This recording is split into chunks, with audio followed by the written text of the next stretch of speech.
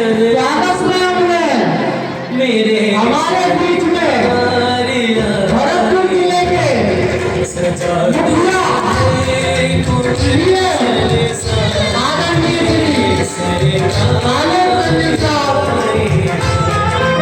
साथ में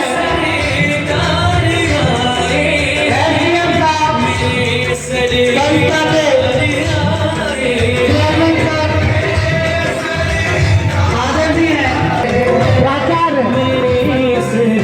आदरणीय देवाशीष सेन सर, सैनिक अकादमी के इस ऐतिहासिक प्रांगण में अपनी उपस्थिति दर्ज कराते हुए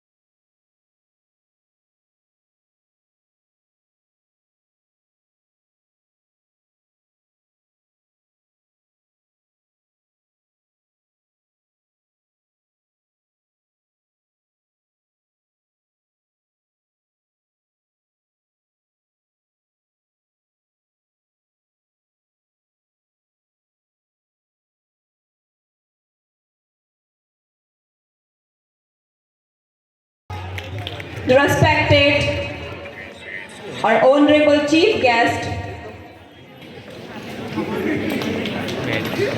he is none other than our district magistrate, Mr. Lok Ranjan sir. And a huge welcome to our special guest, Mr. Devendra Parmar, and our respected honorable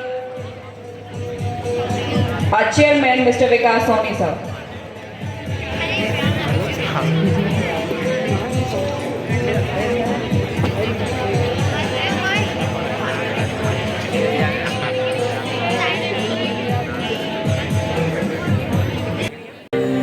Encourage her by a huge clapping. I want your respected students.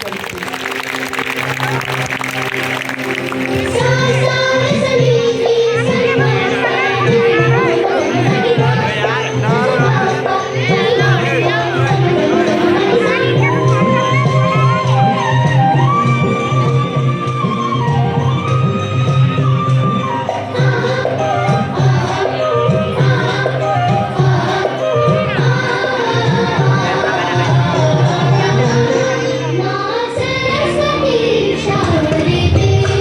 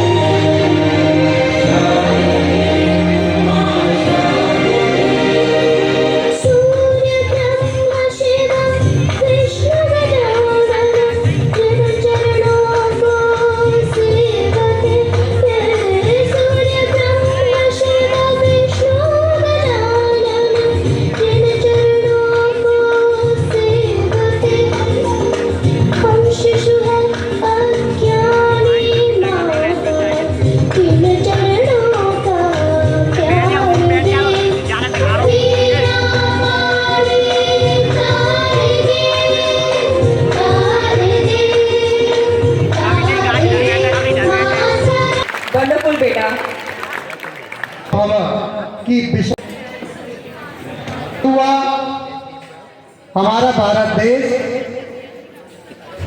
और भारत देश का यह ऐतिहासिक Soni academy प्रांगण।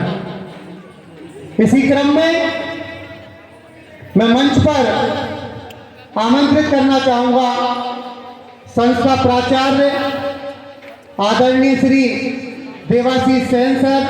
आप आए और आज के कार्यक्रम के मुख्य अतिथि महोदय आदरणीय श्रीमान आलोक रंजन साहब का कार्यक्रम में माल्यार्पण कर स्वागत करें। संस्था प्राचार्य आदरणीय श्रीमान देवाशीष सेन सर।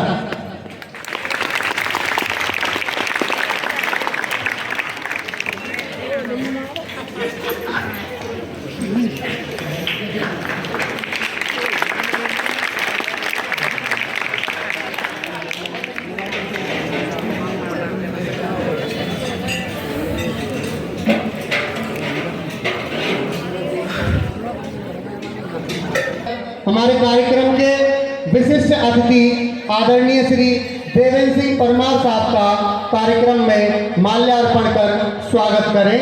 संस्था उप प्राचार्य आदरणीय समरजीत सिंह नंदा सर।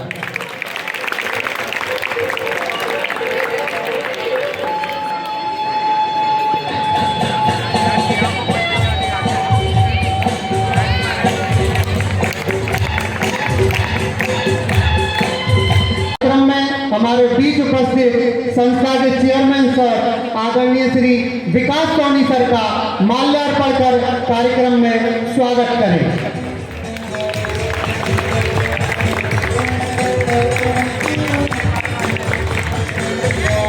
आप अपनी जोरदार तालियों से इस बेला में जुड़े और आज के इस कार्यक्रम में स्वागत गान से अपनी उपस्थिति दर्ज कराएं किमी शर्मा।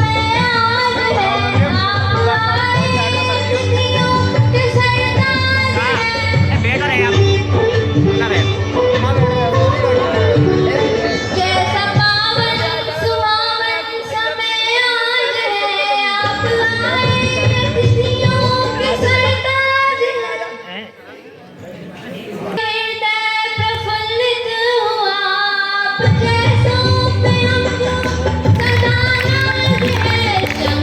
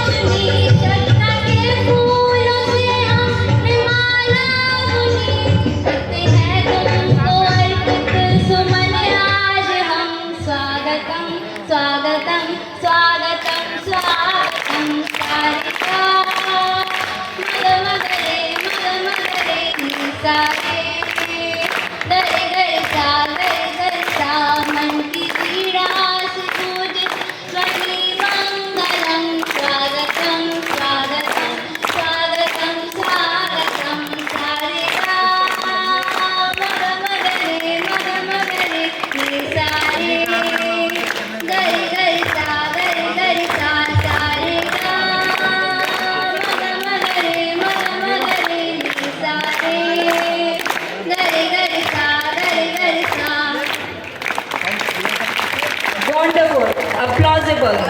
बहुत शानदार, किमी बेटा बहुत शानदार. By this, I would like to request our honorable respected principals to please come on the stage to say a few words. अरे बच्चों So I think without any formality, I mean Soni academy के chairman साहब, सोनी साहब, देवेंद्र जी, school के समस्त admin staff बताया मुझे faculties आज छुट्टी पर है. वैसे तो सबकी छुट्टी है. प्यारे बच्चों, मीडिया कर्मी, सबसे पहले तो आपको मैं यही कहूँगा, I feel sorry, it's a Sunday और संडे के अलावा कोई टाइम बैठ नहीं रहा था बात करने का. और ऑफ कोर्स स्कूल में आने का बड़ा मन करता है. स्कूल के डेज स्कूल में आते ही वो आपको दिखने लग जाते हैं. 11th और 12th के बच्चे बैठे हुए हैं, तो मैं भी अपने स्कूल में पहुंच गया था. तो इसलिए आज का जो दिन है वो बहुत कोई लंबी स्पीच का नहीं है. मैं चाहूँगा कि पहले तो देवेंद्र ने आपको जो बताया मैं उसमें 2-3 बातें ज़रूर कहूँगा. इन्होंने बताया इलेक्शन के बारे में, इन्होंने बताया आपकी वोटर राइट्स के बारे में, इन्होंने कुछ क्वेश्चन भी पूछे. हम अपने लाइफ में हमेशा ऑप्शन एक्सरसाइज करते हैं. आप उसको वोट कह सकते हैं, वो हम डेली करते हैं. हम किसी शॉप पर जाके ड्रेसेस पसंद करते हो, हम मूवी थिएटर में जाके 3 स्क्रीन में से कौन सी मूवी देखनी है वो चूज करते हो. क्या खाना खाना, हम डेली हम अपने खुद के लिए, अपने भले के लिए हम क्या करते हैं, चूज करते हैं. ऑप्शन है हमारे पास, ऑप्शन मिलते हैं 1 2 3. आपकी मम्मी पूछती होंगी पराठे बनाने हैं कि रोटी, एंड देन आप बोलते हो कि नहीं क्या पराठे. ठीक है, ये हम डेली कर रहे हैं. हम डेली कर रहे हैं अपने खुद के लिए. कौन सी स्कूटी खरीदनी है, कौन सा इवन कोचिंग जानी है. आजकल तो बहुत है, कैरियर कौन सा चूज करना है, आजकल ये भी पूछने लगे. हमारे पिताजी जब हम पढ़ते थे उस समय ये ज़्यादा होता था कि आपने ये करना है, क्योंकि वो मेरे को अच्छे से ध्यान है. वो दौर था, अभी एक बच्चे ने बड़ा अच्छा डांस किया. वो समय वो था जब मुझे लगता है इतना ज़्यादा सोशल मीडिया तो था नहीं. मैंने 12th करी थी तब 2002 था वो साल. मोबाइल फ़ोन में नोकिया, मतलब मोबाइल फ़ोन जस्ट आए थे. तो ऐसे में सिर्फ पढ़ाई पे जोर होता था, सिर्फ और सिर्फ पढ़ाई. और स्पोर्ट्स पे कुछ मैं खुद स्पोर्ट्स खेलता था, मैं बैडमिंटन काफ़ी खेलता था. तो पर मुझे ध्यान है आज वो सिचुएशन नहीं है. आज सब कुछ बदल चुका है. लेकिन आजकल कैरियर में भी आपसे पूछा जाता है और आप खुद चूज भी करते हो, दैट इज़ वेरी गुड. पर ये हम सारे जो चॉइस करते हैं ये किसके लिए करते हैं, अपने लिए. जो वोट है, अब ये वोट का आपका अधिकार है. अधिकार इसलिए क्योंकि 18 साल के तो आप होगे ही. आप चाहोगे 18 के नहीं हो, ऐसा नहीं हो सकता. एक डेमोक्रेसी में 18 साल के आप हो गए तो आपका वोटर आईडी कार्ड बनेगा. Government election commission of India ने ये सोचा कि जो वोटर 17 साल के हैं, वो आज 17 साल के हैं और इलेक्शन 1 साल बाद होना है मान लो असेंबली का, तो वो अभी से फॉर्म फिलअप कर दें अपना. और वो फॉर्म हम हर 3 महीने में एक्सरसाइज रिपीट करेंगे. तो जैसा इन्होंने बताया, अक्टूबर में जो बच्चे 17 के हो गए उनका फॉर्म फिलअप अभी से करा लेते हैं. वो BLO पीछे बैठे हैं, बूथ लेवल ऑफिसर होते हैं. ये सारे काम हम आपसे उम्मीद कर रहे हैं कि आप करें, पर ये आपका अधिकार है. अधिकार इसलिए क्योंकि एक डेमोक्रेसी के आप सबसे यंगेस्ट और वाइब्रेंट मेंबर बनने वाले हो.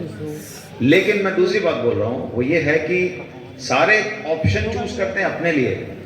ये जो ऑप्शन है ये सोसाइटी के लिए, ये दूसरों के लिए है. जैसे आपके क्लास का मॉनिटर आप चूज करते होगे, होती होगी छोटी मोटी स्कूल में वोटिंग. तो आप कहीं ट्रिप पे जाते होगे तो आप ग्रुप लीडर चूज करते होगे, आप कुछ क्वालिटी देखते होगे कि ये ठीक है, ये ऐसा है वैसा है. So this is the importance कि हम अपने भले के लिए तो हम सब चूज कर रहे हैं. लेकिन इस डेमोक्रेसी को चलाने के लिए जो अपना ऑप्शन एक्सरसाइज करना चाहिए वो है वोटिंग. और इसलिए वो करना बहुत जरूरी है, क्योंकि इतना हम पढ़ लिख लिए, हम कुछ बन रहे हैं, इतना स्वार्थी भी हमको नहीं होना चाहिए. मैं वो समझाना चाह रहा हूँ. It's not a charity, not even your right, it should be your responsibility. ये हम सबकी ड्यूटी है कि हम जब कभी इलेक्शन हो, जब कभी ऐसे कैंपेन हो, हम अपना वोटर आईडी कार्ड बनाएं और हम वोट जरूर दें. तो आई थिंक जो देवेंद्र कहना चाह रहे थे वो ये वाली बात थी. अब चूंकि ये कार्यक्रम जो रखा है इसमें कैरियर गाइडेंस भी लिखा हुआ है, मैंने देखा कि कैरियर गाइडेंस पे भी बात होनी है। तो कैरियर गाइडेंस क्या है, अभी अंदर बात हो रही थी, बहुत सारी बातें हुई। आप लोग क्या समझते हो कैरियर गाइडेंस से? मैं एक आध बच्चे से सुनना चाहूंगा बस, अगर किसी के पास माइक हो, कि कैरियर गाइडेंस में क्या बोला जाए, मैं आपसे क्या बातें करूं? 2-3 कोई भी बताना चाहिए सर, एक इस चीज पे बात कर लें, एक ये चीज बता दें, तो मैं उन्हीं चीजों पे बात कर लूंगा। और बहुत बेसिक सी चीज है कि जब आपको ऐसे मौके मिले तो शर्माना नहीं चाहिए। क्या नाम है आपका? सर मेरा नाम कृष्ण कुमार सिंह। सर मेरा ये क्वेश्चन है कि ये जो हमारी जो एज है, जैसे टीनेजर्स हम लोग, तो इसमें सबसे ज्यादा प्रॉब्लम ये है कि ये एज ही हमारी प्रॉब्लम है। सही बात है। तो इसमें ये समझ में नहीं आता कि हमें पता होता है कि अंदर से कि ये चीज गलत है, और घर वाले भी कहते हैं कि भाई ये बेटा गलत है, ये चीज इसे मत कर। सही बात है। लेकिन जब घर वाले नहीं होंगे, जब तो वो चीज अकेले में तो खुद कर सकता है ना इंसान। बिल्कुल कर सकता है। तो मैं यही पूछ रहा हूँ कि हमारी अंतरात्मा इतनी ताकतवर कैसे होगी कि वो जो गलत जो चीजें हैं, सारी बुरी जो चीजें हैं, उन पे हावी हो जाए एक तरह से। बहुत बढ़िया, बहुत अच्छा क्वेश्चन पूछा इसने। I mean it's I think nobody in any lecture which I have attended asked this question. So I think Krishna ना, नाम भी बड़ा अच्छा है। वेरी गुड, बहुत बहुत बधाई हो, अच्छा प्रश्न आपने पूछा। So let us speak on this and इसी के अराउंड में बात कर लेंगे। बैठ जाओ। देखो, वो आपने बहुत अच्छी बात बोली कि ये प्रॉब्लम जो है ये है, अंतरात्मा की आवाज सुनने की कोशिश भी करते हैं, लेकिन उसके बाद भी एज की प्रॉब्लम है, ये एज ही ऐसी होती है, ये सब चीजें सही है। ह्यूमन जो होता है उसका नेचर होता है, वो इवॉल्व होता है, वो चीजें सीखता है। लेकिन ये जो एज होती है ये एक्सपीरियंशियल एज होती है। इसमें आप बिना एक्सपीरियंस किए किसी के सुनते नहीं हो। आपको बोले वहां मत जाओ, आप एक बार जाके देखोगे तो भाई क्यों मना कर रहे हैं? ये शुरू से हमारा इंक्विजिटिव नेचर डेवलप होता है। अच्छी बात यह है कि आपने जो प्रश्न पूछा उसमें आपने खुद इसका जवाब दिया कि हमें पता है। अपन एग्जांपल इसी से ले लेते हैं, कोई बहुत दूर नहीं है, मोबाइल फोन है ना। मान लेते हैं ये वो एक चीज है जो आवश्यक बुराई बन गई है, बहुत आवश्यक बुराई। मतलब ये इतनी आवश्यक बुराई बन गई है कि आप सबसे इंपॉर्टेंट चीज क्या होती है? लेट अस से आज अगर आपको कोई बोले कि आकाश में कोई ऐसा सेलेस्टियल इवेंट होने वाला है जो मतलब पिछली कितनी भी सदी निकल गई उनमें नहीं हुआ है और आगे भी नहीं होगा, तो वो जैसे इवेंट होगा मुझे पूरा यकीन है कि हर व्यक्ति उसका फोटो खींच रहा होगा या वीडियो बना रहा होगा। नहीं, लेकिन वो इवेंट का जो एक्सपीरियंस है वो नहीं ले रहे होंगे हम। एक्सपीरियंस लेना खत्म कर दिया उस चीज में, क्योंकि मोबाइल फोन है, बाद में देख लेंगे। तो इसलिए मोबाइल फोन में इतने सारे फिर ऐप आ गए। वो ऐप हमारे टाइम को बचाने के लिए थे, लेकिन अब यूथ है, एक्सुबरेंस है, गेम है, बहुत सारी चीजें, यूट्यूब है, वीडियो है, मूवी है, हम उसमें टाइम पास करने लग गए और फिर कंट्रोल नहीं रहता है। सोशल मीडिया आ गया, Instagram, Facebook, Telegram, lot of things, और ऐसे में कहीं ना कहीं डिस्ट्रैक्शन होता है। आज आपने देखा होगा मोबाइल पे सर भी लगे हुए थे, मोबाइल के बारे में बात कर रहे हैं। मोबाइल की यूटिलिटी तो है, इसमें कोई शक नहीं, लेकिन मैंने कहा ये आवश्यक बुराई बन गई है। तो लाइफ में ऐसी चीजें जब मिलती हैं, जैसे ये है, आपके पेरेंट्स भी समझा रहे हैं आपको, पर आपकी अंतरात्मा ने अगर ये तो पहचान लिया कि ये एक बुराई है, तो मुझे लगता है आधी समस्या तो हल होगी। अगर आपने ये चीज पहचान ली कि मेरे को या तो इस चीज की लत लग गई है, या फिर मैं जानबूझ के इस चीज को कर रहा हूं जो मुझे नहीं करनी चाहिए, या मुझे कोई समझा रहा है ये मत करो और ये चीज मेरे खुद के लिए अच्छी नहीं है, कुछ भी हो सकता है। आप लोग सब कहीं कोचिंग जाते हो, हेलमेट लगाने के लिए कहा जाता है, आपको पता है लगाना है पर आपने नहीं लगाना है। आपको पता है कल एग्जाम है तो 2-3 दिन पहले से पढ़ने बैठ जाओ, पर कोई दोस्त आ गया या फोन आ गया या इंस्टाग्राम पे फोटो डालना है, कुछ भी हो सकता है, बहुत सारी चीजें हो सकती है। हमें पता है तो मुझे लगता है आधी समस्या हल हो गई है। अब दूसरी बात एक फिर करें क्या ऐसी चीजों का, क्योंकि अल्टीमेटली डिस्ट्रैक्शन होता है। इस लाइफ में वन डायरेक्शनल हम मूव कर रहे हैं, अपना लाइफ बनानी है, कैरियर बनाना है, ये सबसे प्रोडक्टिव टाइम है 11th एंड 12th करने वो जंक्चर होता है जहाँ कई बच्चे चूज कर लेते हैं कैरियर। किसी को एनडीए में जाना है तो 12th से ही करना है, किसी को आईआईटी करनी है तो 12th से ही करनी है, किसी को डॉक्टर इंजीनियर बनना है तो 12th से डिसाइड करना है। इसलिए इस एज में, इस टाइम में डिस्ट्रैक्शन नहीं होनी चाहिए, ये बहुत ज़रूरी है। लाइफ में कुछ बन जाओ उसके बाद आपने हर चीज़ को अपने हिसाब से आप कंट्रोल करके ले सकते हो, लेकिन इस टाइम में बिल्कुल नहीं होना है। तो कोई ऐसा फैक्टर होना चाहिए जो आपको मोटिवेट करे, ताकि आप जब कभी किसी दूसरी चीज़ की तरफ अट्रैक्ट हो जो आपको लगता है मुझे नहीं करनी चाहिए, तो आप सोचो कि यार इस चीज़ में और इस चीज़ में मेरे को इसके लिए तैयारी करनी है। मान लो लेटर से मोबाइल फोन्स का उपयोग कम करना है, उस पर वीडियो देखने की कोई वायरल वीडियो होगा, रोज आता रहता है, ठीक है, और उसको देख के समय बर्बाद और पता नहीं लगता है, घंटों निकल जाते हैं। तो ऐसे में आपको ध्यान रखना है कि अब ये 12th लाइफ में वापस नहीं आएगी, ये एग्जाम भी वापस नहीं आएगा, ये पेपर जो आप देने वाले हो ये भी वापस नहीं आएगा। अनटिल अनलेस आप फेल हो जाओ तो आ सकता है, अदरवाइज ये वापस नहीं आएगा, ये टाइम वापस नहीं आएगा। जब आप खुद से ऐसे बात करोगे तो आपको लगेगा, देखो किसी भी चीज़ में गिल्टी फीलिंग नहीं होना चाहिए। जैसे मान लो अगर समय बर्बाद भी कर दिया तो कभी भी खुद को क्रिटिसाइज मत करना, ये मत सोचना कि मैंने बहुत गलत कर लिया, मैं क्राइम कर रहा हूँ या ऐसा कर रहा हूँ। खुद को पॉजिटिव चीज़ों की तरफ डालो। ह्यूमन ब्रेन जो होता है ना, वो इस तरह से इवॉल्व हुआ है कि वो नेगेटिव लॉजिक को समझता नहीं है, और वो नहीं समझता इसलिए, फॉर एन एग्जाम्पल मैं आपको बोलूँ कि फॉर एन एग्जाम्पल प्लेन में नहीं बैठना चाहिए, मैं आपको बोल रहा हूँ एरोप्लेन में नहीं बैठना चाहिए, तो आपके दिमाग में ये आएगा कि एरोप्लेन होता क्या है, इसमें बैठ के देखा जाए। ये लॉजिक है। अगर आपने एक्सप्लेन कर लिया, आपने एक्सपीरियंस कर लिया, तो हो सकता है आप उसको कॉम्प्रिहेंड कर पाओ। अदरवाइज ह्यूमन ब्रेन कैसे समझता है, प्लेन में बैठ के यात्रा करना चाहिए, तो आप तुरंत समझोगे कि प्लेन में बैठते हैं तो उसके 10 फायदे हैं। पर मैं आपको बोलूं कि हेलमेट लगा के स्कूटर पे जाना चाहिए, तो ये आप समझ रहे हो, हेलमेट का उपयोग करने से ये भी समझ रहे हो। पर मैं आपको अगर बोलूं कि बिना हेलमेट के मत निकलो, तो इस चीज़ में आप नहीं मानोगे। क्यों? क्योंकि ये एक हमारी उसमें एक अलग जोश है, हवा में बाल उड़ते हैं जब आप जाते हो, सब देखते हैं, चश्मा लगते हैं, वो दिखता है। तो देखो हम अपने हिसाब से चीज़ें चूज करते हैं, पॉजिटिव चीज़ चूज करो, कोई भी एक ऐसी पॉजिटिव चीज़। जैसे मैं जब पढ़ता था तो मुझे याद है मैं स्वामी विवेकानंद को काफ़ी पढ़ता था। उस टाइम में अपने दीवार पे मैंने एक बड़ा सा एक लिख रखा था सेंटेंस, उसमें मैंने 2 आई बना रखे थे, आई वर्सेस आई, ऐसा मैंने लिख रखा था। तो मैंने वो खुद को बना लिया था कि भाई मेरे को एक तो किसी से कंपेयर नहीं करना है खुद को, और अपना जब कभी टाइम बर्बाद हो, जब कभी जैसे मेरे को खेलने का बहुत शौक था, तो कोई भी मुझे बोला था कभी क्रिकेट खेलने, तो मेरी मम्मी फिर बाद में थोड़ी डांटती भी थी, भाई पढ़ोगे कब इतना खेलते रहते हो। तो मैं हमेशा उस कागज़ को देखता था और मुझे लगता था यार मेरे को अपने आप को ही इम्प्रूव करना पड़ेगा, कोई और तो मुझे करा नहीं सकता। तो नेगेटिव जो चीज़ होती है कि ये नहीं करना है, वो नहीं करना है, वो हेल्प नहीं करती। कोई पॉजिटिव चीज़ पकड़ो कि अच्छा ये नहीं हो, इसके लिए इस समय में ये कर लें, राइट। तो जब कभी मन में ऐसा विचार आए, तो जिसके लिए मम्मी पापा मना कर गए, वो कहीं घूमने चले गए, और फिर आप हो और आपको लग रहा है कि ये चीज़ नहीं करनी है, और फिर आप उसको कर रहे हो, तो आप उस समय के लिए पहले सोच के रखो कि इस समय हम ये अगर ऐसी सिचुएशन आएगी तो हम ये करेंगे।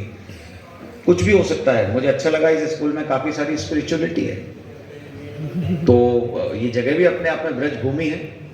कोई बुराई नहीं है कि आप जिस भी ईश्वर को मानते हैं उसमें भी थोड़ी देर ध्यान लगा लें उस समय, कोई बुराई नहीं है। तो आप स्थिर चित्त होकर के अपना काम फिर कर लोगे। कुछ भी कर सकते हो, वो आई वर्सेस आई का सेंटेंस भी हो सकता है, किसी की स्टेचू हो सकती है, किसी की फोटो हो सकती है, कोई एक्टिविटी हो सकती है, प्रोडक्टिव एक्टिविटी, जैसे पेंटिंग करना, जैसे कुछ भी। ये सब मैं इसलिए कह रहा हूं क्योंकि देखो कैरियर जो होता है वो एक, मेरे हिसाब से कैरियर जो है वो एक अल्टीमेट डेस्टिनी है लाइफ की, कैरियर, और जॉब जो है वो एक उसका पार्ट है। आज हम बात जिस चीज पे कर रहे हैं, हम कंसंट्रेट कर रहे हैं, ये एक मिसनॉमर हो गया है कि ये कैरियर है। Job is career, job is not your career, ये हमको समझना पड़ेगा। आज यहाँ बैठे सारे बच्चे एक जॉब नहीं करेंगे। कोई IAS बनना चाहता है, कोई RS बनना चाहता है, कोई मीडिया में जा सकता है, कोई सोशल मीडिया में जा सकता है, कोई सॉफ्टवेयर इंजीनियर बन सकता है, कोई डॉक्टर बन सकता है, कोई टीचर, लेक्चर, प्रोफेसर, साइंटिस्ट। ये सब है क्या वैसे? By the way they are all jobs. क्या है ये? They are all jobs. Then what is career? Job is a part of your life where you need to do, you have to do it. भाई आपको ultimately कुछ ना कुछ कमाना पड़ेगा, आगे आप सबकी फैमिली होगी, ये जिम्मेदारियां हैं, यही सोशलाइजेशन है, यही सिविलाइजेशन है। परिवार होते हैं, आगे बढ़ते हैं, आपके पिताजी काम कर रहे हैं, वो रिटायरमेंट लेंगे, आप आ जाओगे, कोई ना कोई जॉब करनी है। लेकिन जॉब करने के बाद क्या है, हैप्पी तो रहना है, खुश तो रहना है, संतुष्ट तो रहना है लाइफ में। कोई ऐसी जॉब करो जिसमें आप संतुष्ट नहीं रहो, तो क्या वो कैरियर होगा? इवन अगर वो आईएएस हो तो भी, इवन अगर वो आईएएस है तो भी, आज मैं आईएएस हूँ या आरएस है, हम अपने गवर्नमेंट सर्विस में अगर किसी भी तरह से खुश नहीं है, या हम किसी तरह से हम परेशान हैं, या कोई समस्या ऐसी आ रही है जो हमें दुखी कर रही है, तो क्या ये अच्छा कैरियर हो गया? इवन कई लोगों ने आईएएस की नौकरी छोड़ दी और वो कुछ और करें, जैसे कि अन अकेडमी चलाने वाले, वो आईएएस में सेलेक्ट हुए, आईएएस की। तो इसलिए आईएएस बन जाना, मुझे लगता है ऐसा कोई उद्देश्य नहीं बनाना चाहिए लाइफ में। उद्देश्य ये बनाना चाहिए कि आपकी खुद की इनर स्ट्रेंथ क्या है, आपको क्या चीज़ अच्छी लगती है। मैं आईएएस में आने से पहले सॉफ्टवेयर इंजीनियर था, मैं 2-3 साल सॉफ्टवेयर इंडस्ट्री में था। उस समय मुझे रियलाइज हुआ कि मतलब मेरे को इस काम में इतना मजा नहीं आ रहा, इतना सेटिस्फैक्शन नहीं मिल रहा कि मैं यहाँ बैठ के, कोई अमेरिका में बैठा है उसके लिए कोई सॉफ्टवेयर लिख रहा हूँ और उससे मेरे को अपने वर्क में सेटिस्फैक्शन नहीं मिल रहा। एंड ऑफ कोर्स मैं जिस सोसाइटी से, बैकग्राउंड से आता हूँ, बांसवाड़ा, वो एक ऐसी जगह है, काफ़ी आपने नाम अगर नहीं सुना हो तो, साउथ राजस्थान का एक डिस्ट्रिक्ट है, नेचुरली बहुत ब्यूटीफुल है। एंड ऑफ कोर्स वैसे पिछड़ा हुआ एरिया है, सरकारी स्कूल है, वहाँ से मैं पढ़ा, तो मैंने कभी नहीं सोचा था कि मैं आईएएस बनूंगा। लेकिन लाइफ की जर्नी होती है, वो आपको सिखाती है। ओनली पॉइंट इज कि आप पॉजिटिव चीज़ों के लिए रिसेप्टिव रहो, सकारात्मक चीज़ों को ग्रहण करो और नकारात्मक चीज़ों को हटाते जाओ। तो जब आपने सॉफ्टवेयर इंजीनियर मैं बना, तो मुझे वहाँ कई एनजीओज में जाने का मौका मिला। एनजीओ कई एक्टिविटी करते रहते हैं, बाय द वे भरतपुर में भी छोटे छोटे ग्रुपों में मुझे बड़ा अच्छा लगा। कुछ बच्चे वो खुद करते हैं, कोई कहीं साफ सफाई कर रहा है, कोई जानवरों का ध्यान रख रहा है। तो जब उनके साथ कनेक्ट हुए तो लगा इस काम में बड़ा मजा आता है। तो किसी ने गाइड किया कि आप सिविल सर्विस की तैयारी करो, इसमें तो आपको बहुत मौके मिलेंगे। And that's how I became an IAS officer. तो आप लोग भी अपने कैरियर के लिए कोई अच्छी जॉब जो आपको करनी है, कोई जॉब बुरी नहीं होती है। आप एक टीचर की जॉब से एक आईएएस की जॉब को कंपेयर नहीं कर सकते। एक टीचर जो जॉब कर रहा है, मुझे लगता है वो सबसे इंपॉर्टेंट जॉब है, क्योंकि वो खुद वहीं खड़ा है, आपको तैयार कर रहा है, आप कहीं और पहुंचोगे। ह्यूमन डेवलपमेंट जो होता है, यू नो, मानव सभ्यता भी विकसित उन्हीं लोगों से हो रही है जो आप में से बड़े होंगे। कोई साइंटिस्ट बन जाएगा, कोई नई चीज खोजेगा, उसको बना रहे हैं टीचर, उसको बना रहे हैं प्रोफेसर, लेक्चरर। इसलिए हर व्यक्ति में टीचर है। आज मैं आपको बोल रहा हूं, I am acting as a teacher. So सारी जॉब महत्वपूर्ण है। किसी भी जॉब में जिसमें जाना है, जरूरी है कि कैरियर का ऑप्शन चूज थोड़ा इंफॉर्मेटिवली पहले कर लेना चाहिए। 12वीं में बहुत एनफ टाइम है, आपको चूज कर लेना चाहिए कि आपने आगे क्या करना है। और कोई पत्थर की लकीर की तरह चूज करने की जरूरत नहीं है। चीजें इवॉल्व होती हैं। आपको लगता है मेरे को तो डॉक्टर बनना है, तो डॉक्टर बनने के लिए जो सब्जेक्ट है वो लेना है, सिर्फ ये चूज करना है। किसी को, कोई लोगों को आईएएस बनना है, ये स्कूल में ही डिसाइड कर लेते हैं वो, और वो बन भी जाते हैं बाय द वे। तो वो इतने ज्यादा फोकस्ड होते हैं। फोकस होना ही एक ऑब्जेक्टिव होना चाहिए स्टडी का, इसलिए अपन सब पढ़ते भी हैं। तो फोकस होकर एक कैरियर ऑप्शन चूज कर लेना चाहिए, और जो कैरियर ऑप्शन चूज कर लो, फिर उसके लिए आप बहुत अभी अर्ली एज में हो, लेकिन अगर कोई एनडीए सोचे, कोई आईटी सोचे, तो बेसिक प्रिंसिपल सेम रहता है। उस नौकरी में सिलेबस क्या है, क्या पूछा जाता है, उसका अभी से अध्ययन करना।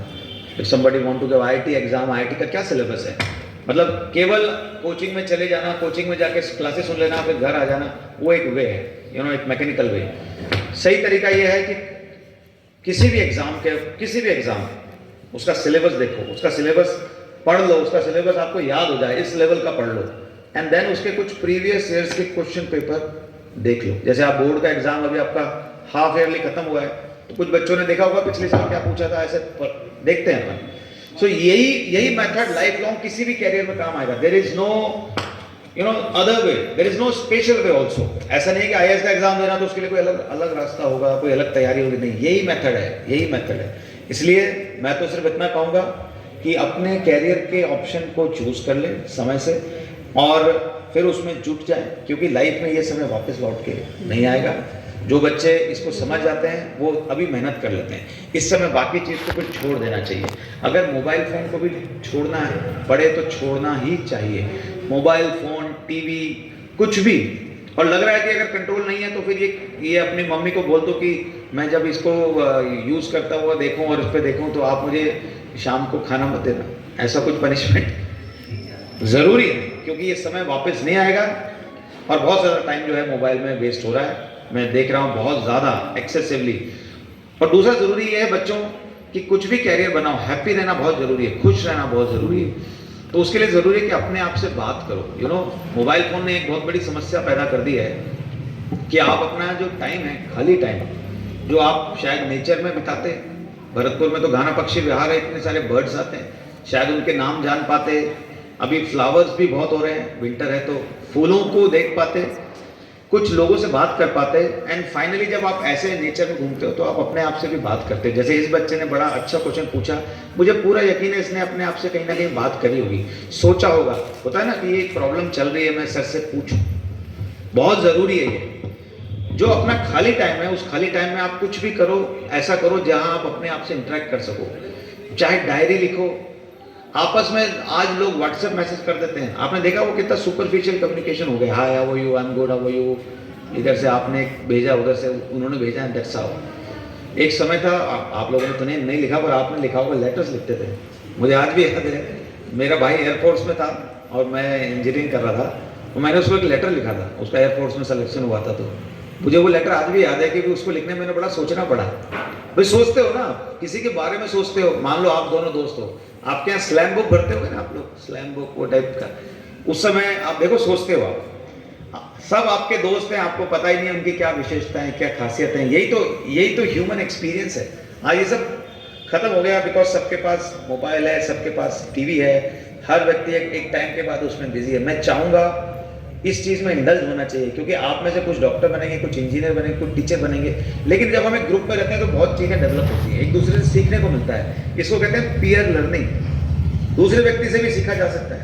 मैं ये सारी बातें इसलिए बोल रहा हूँ क्योंकि कैरियर वैरियर ये सब, साइकिल होती है ना, साइकिल या ट्रक होता है, उसमें कैरियर कहाँ होता है, आगे होता है या पीछे होता है? पीछे होता है।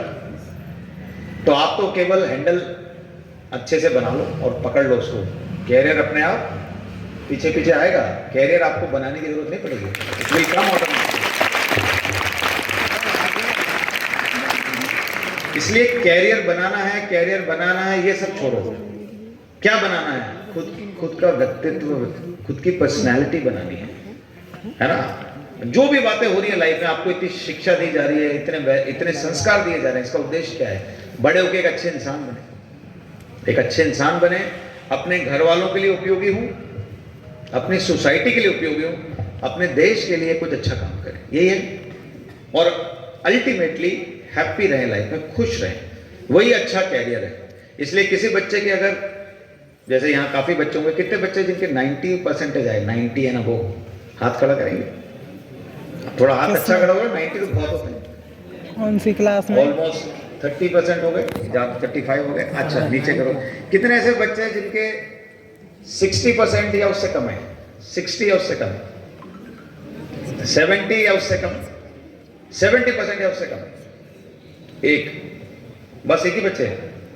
कितने हैं जिनके 80% या उससे कम है? 80। तो बाकी बच्चे कहाँ हैं फिर? तो देखो, ये आप सबका एक सोशल एक्सपेरिमेंट किया था मैंने। क्या लर्निंग है इससे?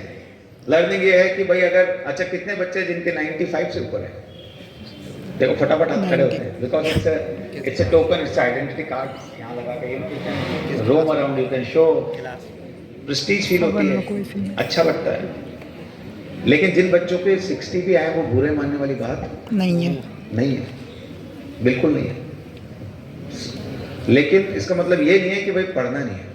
हाँ, ये है कि आपको जितना समझ में आया, आप देखो, आपको सिर्फ एक चीज का ध्यान रखना है, परसेंटेज तो बने ना बने, लेकिन कोशिश में कमी नहीं होनी चाहिए। ये नहीं लगना चाहिए कि यार कोशिश नहीं करी, मतलब पढ़ सकते थे, कल मैथ्स का पेपर था, लेकिन किसी दोस्त का बर्थडे भी था जो कि इंजीनियरिंग कॉलेज में है, पड़ोसी है, आप वहाँ चले गए, 2-4 घंटे बिगड़ गए, फिर लौट के आए, फिर आपने जैसे तैसे एग्जाम दिया, फिर सोचा अरे यार अच्छे से दे देता। कोशिश में कमी मत रखो, परसेंटेज से कुछ फर्क नहीं पड़ता। हाँ, कुछ फर्क नहीं पड़ता का मतलब यह है कि आपके ऊपर फर्क नहीं पड़ना चाहिए। परसेंटेज एक कट ऑफ है जो बनती है, बाद में वो लाइफ में आपको कई सर्विसेज में आपको, जैसे कि आप गेट का एग्जाम दोगे, इंजीनियर बनोगे जब, तो आपका पब्लिक सेक्टर कंपनी में केवल परसेंटेज से सिलेक्शन होता है। जब आप IIM का एंट्रेंस दोगे, IIT का एंट्रेंस दोगे, वहाँ सब जगह मैटर करता है। लेकिन यहाँ स्कूल्स में मैटर इसलिए नहीं करेगा क्योंकि आपकी अगर मेहनत सही है, मेहनत में कमी नहीं है, तो आप वहाँ भी निकाल लोगे। आज इतने जब हम IAS बन के जाते हैं, मैं वहाँ का एक्सपीरियंस बता रहा हूँ IAS अकेडमी का, तो वहाँ ऐसे भी लोग आते हैं जो लंदन स्कूल ऑफ इकोनॉमिक्स से पढ़े, ठीक है, ऐसे भी बच्चे हैं जिन्होंने ग्रेजुएशन हार्वर्ड से करी, कई कॉन्वेंट स्कूल से पढ़े, और हमारे जैसे बच्चे भी आते हैं जो बांसवाड़ा के गवर्नमेंट स्कूल से पढ़ के गए। दे ऑल इक्वल, 180 लोग भारत। अच्छा, तो मेरे कितने परसेंटेज बने थे?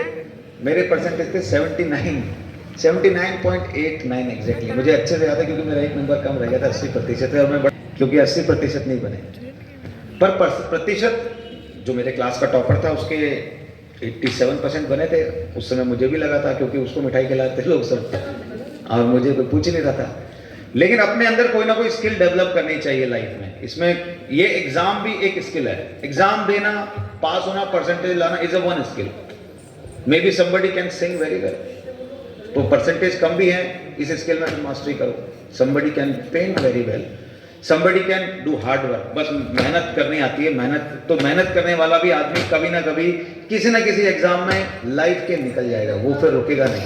इसलिए केवल परसेंटेज जो है उसकी चिंता नहीं करें। और मैं ये चाहूंगा कि जब यहाँ से आप लोग जाओ तो ये इन विचारों को कहीं लिखो, नोट करो, ध्यान रखो इसको लाइफ में, ये बहुत जरूरी है।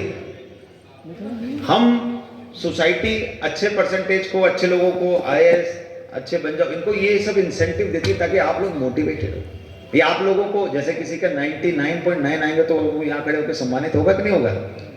तो इसका उद्देश्य ये नहीं कि आपको 60 आए इसलिए आपको नहीं कर रहे हैं, पर आपको लगा मेरे 60 आए इसलिए मेरे को नहीं बुलाया, नहीं, ताकि बाकी लोग 99.9 लाए, उसके लिए मोटिवेट कैसे करें आपको, इसीलिए करते हैं। सोसाइटी इसलिए ऐसा करती है। कोई गवर्नमेंट जॉब जिसको मिल जाती है तो सब लोग उसको मिठाई खिलाते हैं, कोई अपनी खुद की नौकरी कर रहा होता है तो उसको कोई हो सकता है ना भी खिलाएं।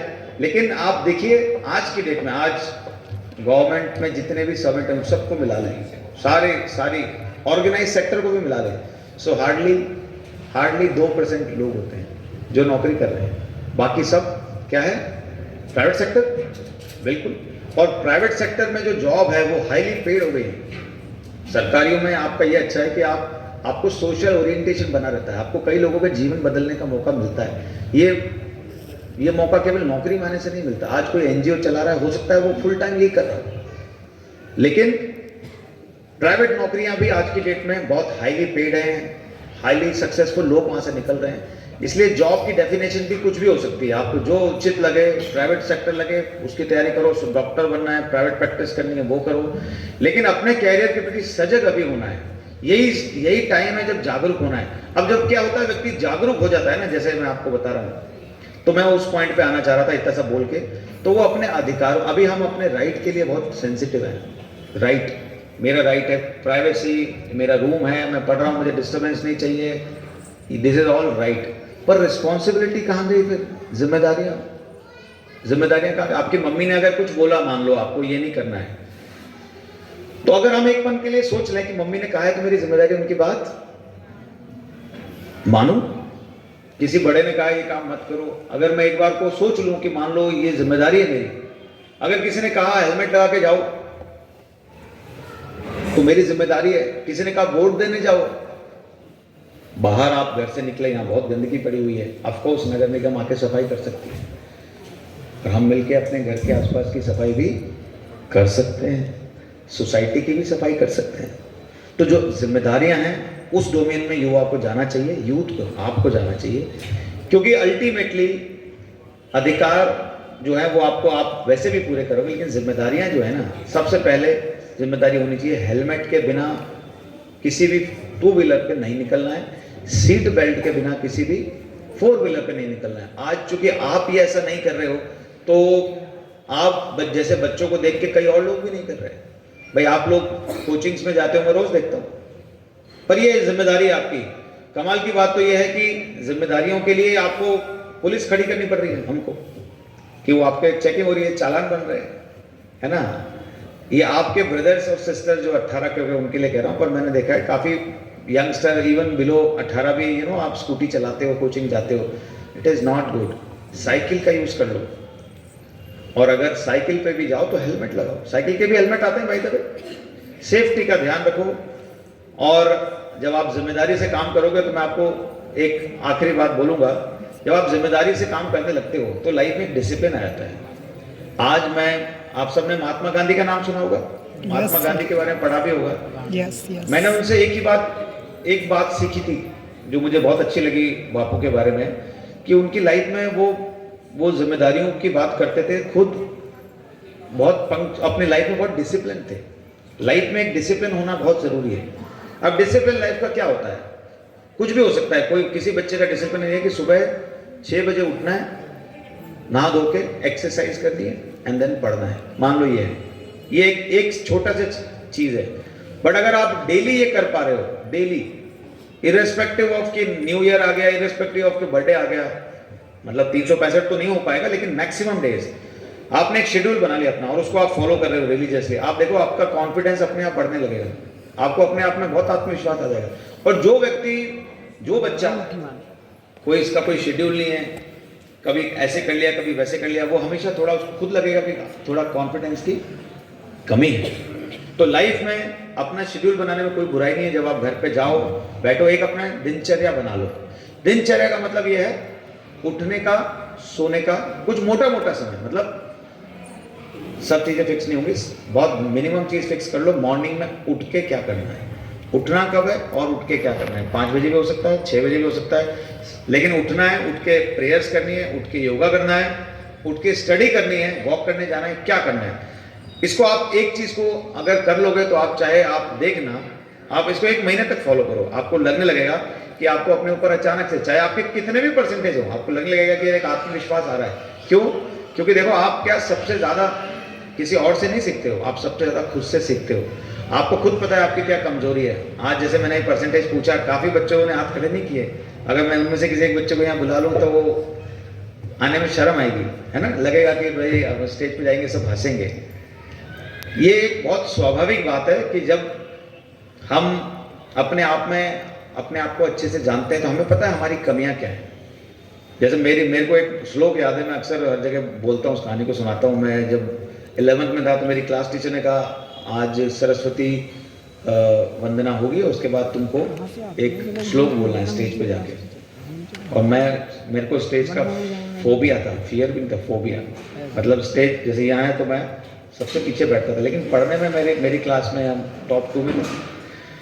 कभी कोई और फर्स्ट आता है, कभी मैं आता, तो ऑब्वियसली टीचर की नज़र में ऐसे बच्चे रहते हैं, वो उन्हीं को बोलते हैं तुमको बोलना है।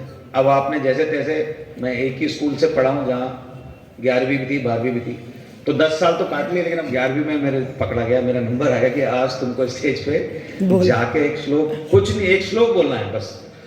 इतना नहीं करोगे तो फिर तुमको मुर्गा बनना पड़ेगा।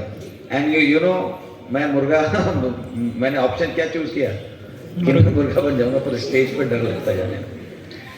और मेरी टीचर ने मुझे इतना लिटरली मेरे को इतना डांटा, बोला कि तुम इतना पढ़ रहे हो, पढ़ के करोगे क्या, कल को नौकरी करोगे, कुछ बनोगे, 4 लोग आगे बोलना तो पड़ेगा।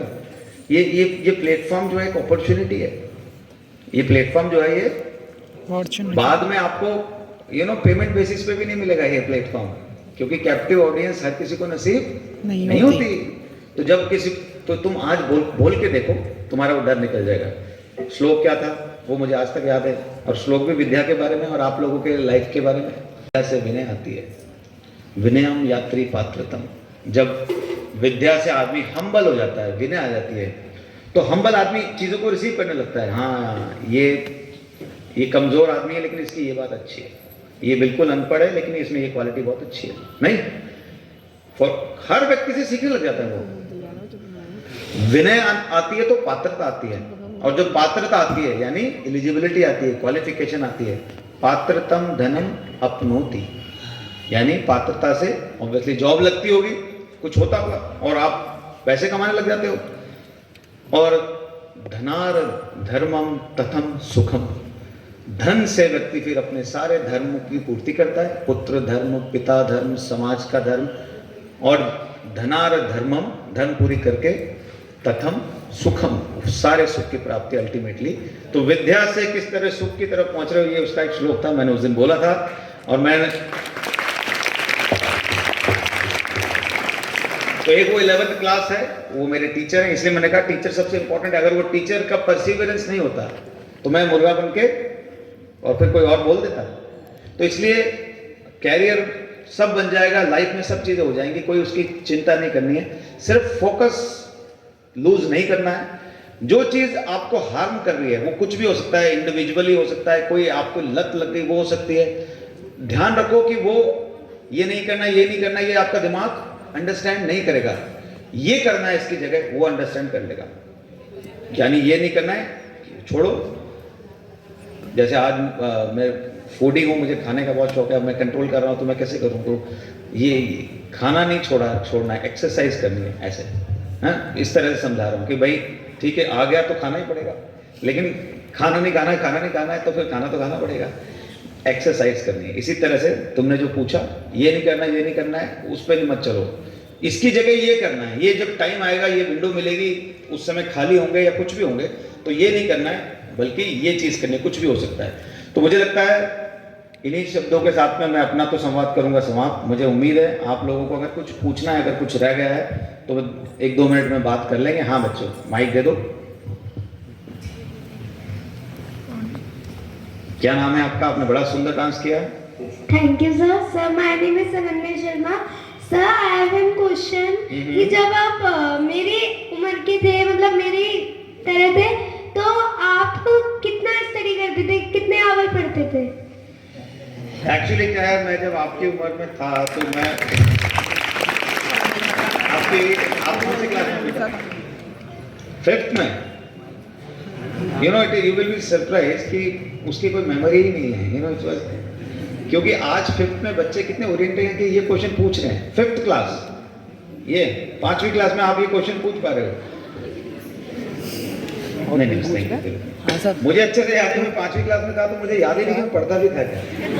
सर एक तो ये है कि मुझे मतलब पढ़ाई का हम पहली जो भी बार ध्यान कैरियर 8th क्लास, ले रहे हैं, या तो वो किसी के इन्फ्लुएंस में आके ले रहे हैं, या फिर हम उसके पैरामीटर्स पर खड़े उतरते हैं। ये का एग्जाम हो गया था बोर्ड, और बोर्ड का सुन के लगता था आप फेल हो जाएंगे, तो इसलिए पढ़ना है। बट हाँ, ये जरूर है कि मैं इतना जरूर बताऊंगा, बैठो बच्चा, मैं इतना जरूर बताऊंगा कि मैं जैसे मैंने अभी कहानी सुनाई, मैं सिर्फ पढ़ने के अलावा कोई मेरे में हुनर नहीं था। मैं मेहनती बहुत था, तो मैं मेहनत करता रहता था, लेकिन मैंने 11th की उस घटना के बाद से फिर दूसरे हुनर सीखे। यू नो, जैसे आप में डांस का हुनर है, मैं अपने कॉलेज में गया तो मैं कल्चरल सेक्रेटरी था अपने कॉलेज का, हम भी स्टेज पे डांस करते थे, कार्यक्रम, ये सब सीखा। तो आप अगर पढ़ने का पूछो तो पढ़ने के घंटे का कोई स्केल नहीं होता। मतलब किसी व्यक्ति की कंसंट्रेशन हो सकती है वो 1 घंटा पढ़े और आउटपुट दे दे, ऐसे भी आपके बच्चे होंगे, और किसी बच्चे को 10 घंटे भी पढ़ सकता है। तो अपन अपने को कभी भी घंटे में मेजर नहीं करें। अपन ये देखें कि आप अगर अभी मान लो 2 घंटे 4 घंटे कितना ही पढ़ते हो, लेकिन वो पढ़ के आपको सब्जेक्ट समझ में आ रहा है और आप एग्जाम में आपके टीचर पूछ रहे हैं, आप परफॉर्म कर पा रहे हो, इतनी ही पढ़ाई करनी है। और बाकी समय में आप जो कर रहे हो, जैसे डांस बहुत अच्छा करते हो, कोई और हुनर हो, उसको मत छोड़ो, ठीक है? तो इसलिए पढ़ने का 5वीं क्लास में तो कुछ भी नहीं करना। मैं तो IAS का भी बता दूं कि जब IAS की भी तैयारी करी तो ठीक है, लोग पूछते हैं यही क्वेश्चन कि आप IAS की तैयारी करते थे तो कितने घंटे पढ़ते थे। इसमें कोई डाउट नहीं कि जब एग्जाम आता है IAS की तैयारी करते हो तो बहुत पढ़ना पड़ता है, इसमें कोई डाउट नहीं। और बहुत का एक्सट्रीम लिमिट ये हो जाती है कि आप आपका ये जो टेबल दिख रही है, इस टेबल का एक स्क्वायर बना लो इसी डायमेंशन का, इतना बड़ा रूम, ये जो टेबल है ना, इसकी आपको लेंथ दिख रही है, इस लेंथ का एक स्क्वायर बना लो, उसमें एक टेबल है, उसमें एक बेड है एंड आपकी बुक्स हैं, एंड आप हिल तभी रहे हो तब कोई नेचुरल कॉल आ रही है, भूख लग रही है, आपको वॉशरूम जाना है, अदरवाइज आप पढ़ ही रहे हो। ऐसा भी टाइम आता है एग्जाम के लिए, 17 घंटे 18 घंटे 20 घंटे भी हो जाता है, लेकिन वो बिकॉज एग्जाम आपने देना है। लेकिन ऐसे रोज हर कोई नहीं पढ़ता। बाय द वे IAS की भी तैयारी में रोज 18 घंटे, मतलब मैं अपना तो बता सकता हूँ कि IAS की तैयारी में भी इतना रोज रोज नहीं पढ़ना पड़ता। जरूरत यह है कि जितना पढ़ो उसमें फोकस होना जरूरी है। फोकस, आप 2 घंटे भी फोकस होकर पढ़ लोगे तो आउटपुट आ जाएगा। जब IAS में आदमी तैयारी करता है या कोई 12th का एग्जाम भी देता है, तो जब डेट आई थी कि मैथ्स का पेपर है 12 दिसंबर को मान लो, तो फिर आप फोकस हो जाते हो तुरंत कि 12 दिसंबर की डेट आ रही है, आप अपना स्टडी प्लान करते हो एंड आप उसकी तैयारी कर लेते हो। तो बस पढ़ाई को ऐसे ही लेना चाहिए कि कोई टारगेट फिक्स कर लो, फिर घंटे फिक्स करने की जरूरत नहीं पड़ेगी, फिर सिलेबस को प्लान कर लो और फिर वो पढ़ाई हो जाएगी। अभी तो आप बहुत छोटी हो ऐसे क्वेश्चनों के लिए। चलो थैंक यू। और किसी को कोई पूछना है? हाँ बेटा, सर क्या नाम है आपका? सर हर्ष शर्मा है। हर्ष। हाँ हर्ष बताओ। सर मेरे को ये पूछना है कि जैसे कोई भी जैसे मैं, ठीक है, तो अब मेरे को ये समझ में नहीं आ रहा है कि मैं किसी से इन्फ्लुएंस होकर ये कार्य कर रहा हूँ या फिर मेरा मन कह रहा है कि मतलब अब मैं IAS बनने का सोच रहा हूँ, ठीक है, अब ये है, फिर मैं बाद में कुछ और देख रहा हूँ, तो फिर मेरे को ये करना है नहीं ये कर लेना चाहिए। सर ये कैसे पता चले कि ये पैरामीटर्स पे मैं होऊंगा या नहीं होऊंगा? ये कैसे पता लगे कि इन पैरामीटर्स पे मैं उतर पाऊंगा, मतलब ये चीज मैं कर पाऊंगा या ये नहीं कर पाऊंगा? ओके, जैसे मतलब अगर आपको अभी क्या लग रहा है, अभी जैसे क्या करना है, अभी क्या लग रहा है? तो अब तो UPSC लग रहा है। अब लग रहा है ना? हाँ। तो वो जो बच्चे ने एक प्रश्न पूछा था, ये प्रॉब्लम आपकी नहीं है, ये उम्र की प्रॉब्लम है। इसकी प्रॉब्लम है और ये है तो अच्छी बात है, बहुत अच्छी बात है। अगर ये लाइफ में कंफ्यूजन है कि एक मूवी है बड़ी अच्छी, आप लोग मूवी देखते हो? ये सर उस मूवी का नाम है लक्ष्य। देखिए ऋतिक रोशन वाली? नहीं देखी? अरे तो जाके देखना, अच्छी मूवी है। उसका जो फर्स्ट हाफ वो आपका प्रश्न ही है, आपने जो प्रश्न पूछा ना, उस मूवी का फर्स्ट हाफ की स्टोरी ऐसी है। आदमी हमेशा कंफ्यूज रहता है कि ये भी कर सकते हैं, वो भी कर सकते हैं, और ये कंफ्यूजन जो है ना, ये एक बहुत बड़ी मेजर प्रॉब्लम है। मैं आप सबको बोलूँगा, ये भी एक यूथ की मेजर प्रॉब्लम चल रही है आजकल।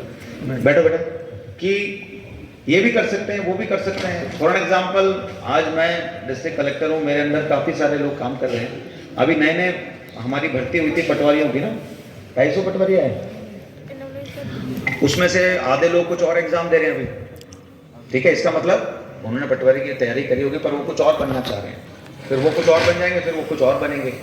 अल्टीमेटली हर व्यक्ति जो है इस एज में भी और उस एज में भी वो कहीं फिक्स नहीं हो रहा है। मैं ये कहूँगा कि कोई बात नहीं, अभी ये कंफ्यूजन है because you are too young. अभी आप शायद 11th क्लास में हो गए, 12th में हो, तो यू आर टू यंग। पर 12th क्लास में आपने मोटा मोटा अभी डिसाइड करना है। अगर इतना कंफ्यूजन है तो आपको स्ट्रीम डिसाइड करनी है, बिकॉज आप अगर भरतपुर से आगरा जाने वाली बस में बैठ गए और आपको जाना कहाँ है? जयपुर। तो आप जयपुर, तो अगर आपने मान लो मोटा मोटा लगता है कि डॉक्टर बनना चाहिए, तो फिर आपको सब्जेक्ट जो लेने बस वो चूज कर लो, लाइफ अपने आप आपको डिसाइड करवा देगी। इस चीज को बस फोकस रखो कि अल्टीमेटली मैं पढ़ इसलिए रहा हूँ कि मुझे कुछ बनना है, कुछ एग्जाम देना है। दूसरों से इन्फ्लुएंस होने में कोई बुराई नहीं है, कंफ्यूजन होने में भी कोई बुराई नहीं है, लेकिन ये पूरी लाइफ नहीं चलना चाहिए, नौकरी में आने के बाद नहीं होना चाहिए, है ना आपको। तो ये मैं आपको यही कहूँगा कि ये कंफ्यूजन अगर है तो सामान्य सी बात है। थोड़ा 2-3 चीज़ें फिक्स कर लो कि हाँ इन 2-3 चीज़ों में कंफ्यूज रहते हैं। आजकल CBSE बोर्ड और शायद राजस्थान बोर्ड में भी है, हो गया होगा कि मैथ्स और बायो साथ साथ ले सकते हैं। यहाँ भी है ऑप्शन ये, जैसे हमारे टाइम में नहीं था ये। तो मेरे को एक्चुअली मुझे लगता था डॉक्टर बनना चाहिए और फादर को लगना चाहिए था। मैथ्स में नंबर इसके हाईएस्ट है, मेरे मैथ्स में 12th में 100 में से 100 मार्क्स थे। मतलब मेरे हिंदी में बहुत कम नंबर थे, बस मीडियम हिंदी था। तो उनको लगता था इसके मैथ्स में नाम है तो इसको क्या बनना चाहिए? इंजीनियर। और मैं क्या बना? इंजीनियर। लेकिन उस समय अगर ऑप्शन होता, उस समय ऑप्शन नहीं था राजस्थान हिंदी मीडियम बोर्ड में कि आप बायोलॉजी और मैथ्स साथ में ले, तो हो सकता है मैं लेता, फिर मैं 3 साल और पढ़ता, सोचता बायो और वो लेकर के, मतलब 12th में ले सकते हैं ना अभी? Yes sir. 11th में, सॉरी। तो 11th 10th में जैसे मैथमेटिक्स लिया, वैसे ही केमिस्ट्री और फिजिक्स आ गया, बायो माइनस, डॉक्टर बन नहीं सकते फिर, राइट। तो आपने बस केवल इस कंफ्यूजन में मोटा मोटा चीज़ें फाइनल कर लेनी चाहिए कि बस 12th हो गया है, अभी आपने 12th करके क्या करना है, ग्रेजुएशन करनी है, IIT देना है। और आपको फिर कंफ्यूजन हो तो किसी एक व्यक्ति को लाइफ में हमेशा पकड़ के रखो, 2, 4, 5 साल सीनियर जो कुछ कहीं पर बन गए हैं, कुछ बैठे हुए हैं, और उनसे गाइडेंस ले सकते हो। आपके टीचर भी हो सकते हैं, राइट। चलो थैंक यू। और कोई?